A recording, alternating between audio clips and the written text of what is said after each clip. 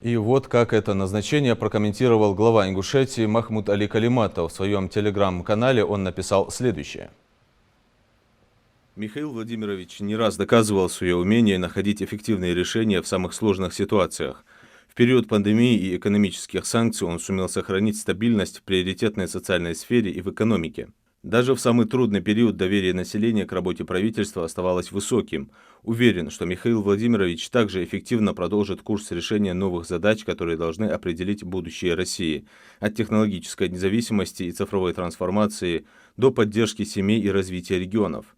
Эти цели, отраженные в послании президента Федеральному собранию, требуют смелости, решимости и инновационного подхода. На пленарном заседании Госдумы Михаил Владимирович поделился своим видением путей реализации этих амбиций, обсудив их с депутатами и региональными представителями.